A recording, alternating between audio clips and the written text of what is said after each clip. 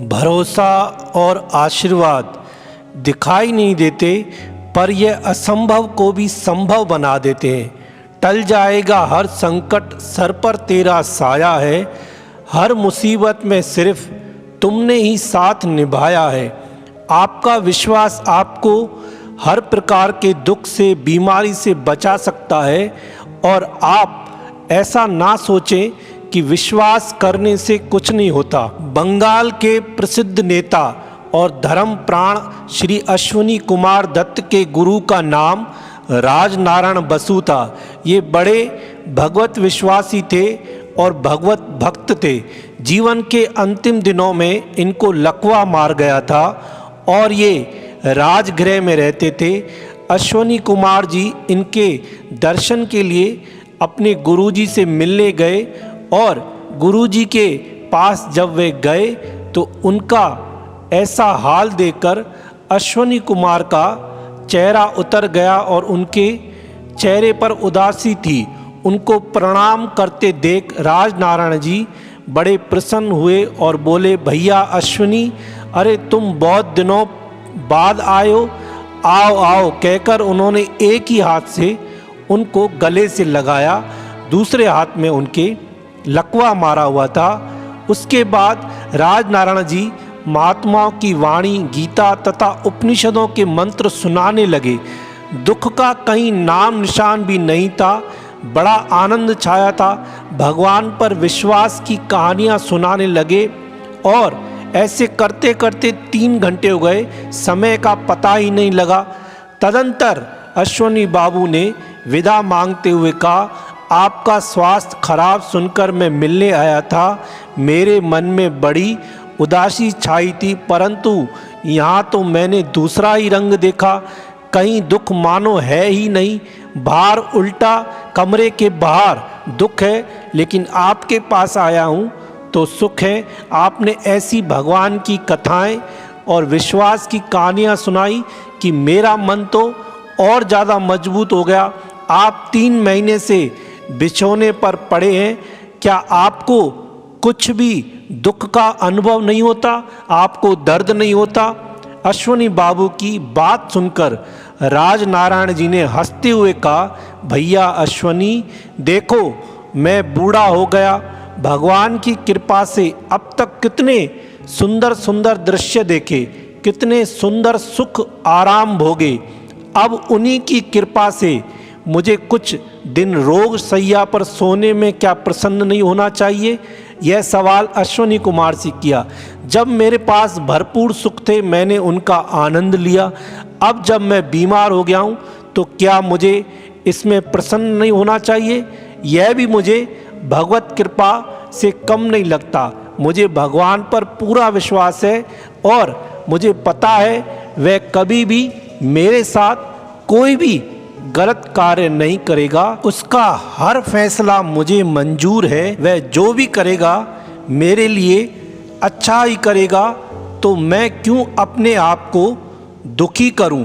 हम भी ऐसा ही विश्वास करें। पति पत्नी समुद्र से दूसरे शहर में जा रहे थे और समुद्र में जोर जोर से तूफान उठने लगा। सब लोग डर गए कि अब क्या होगा, लगता है हमारी जीवन लीला अब समाप्त हो जाएगी। पत्नी ने अपने पति से कहा कि अब कैसे होगा, हमारे बाल बच्चों का ध्यान कौन रखेगा?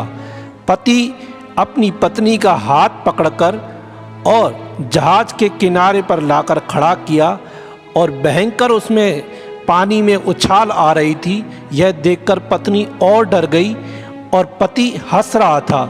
यह सब देखकर पत्नी को और ज़्यादा क्रोध आया और रोने लगी। कहा, हम यहाँ पर मर रहे हैं और आप हंस रहे हो। पति के जेब में एक चाकू पड़ा था, उसने उसकी गर्दन पर रख दिया। ऐसा किया तो पत्नी को भी हंसी आ गई। बोला, हाँ मैं तुम्हें मारूंगा। बोला, ऐसा हो ही नहीं सकता।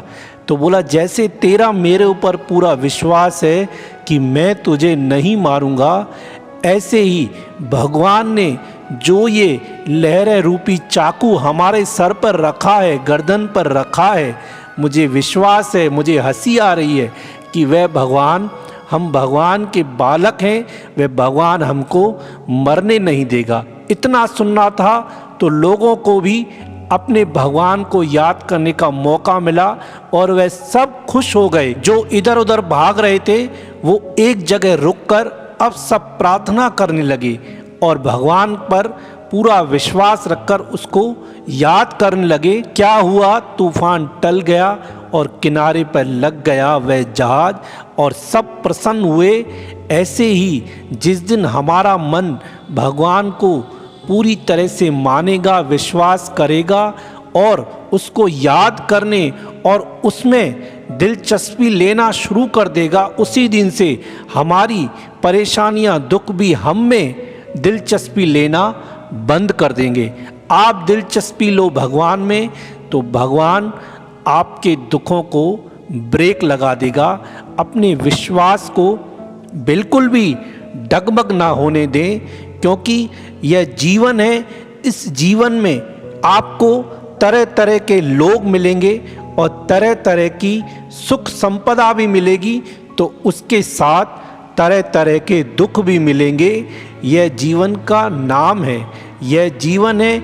इस जीवन में कभी सुख है तो कभी दुख है और ऐसा चलता रहेगा। ऐसा नहीं कि नहीं, सबका जीवन आप उठा के देखो, सतयुग, त्रेता, द्वापर और कलयुग, जिन जिन के भगवान में विश्वास है, जिनको वह उन महापुरुषों की, उन लोगों की कथाएं उठाकर देखो, खुद भगवान की कथा उठाकर देखो। 14 साल वनवास, जिस भगवान को सब हम पूजते हैं, वह भगवान 14 साल वनवास में रहा।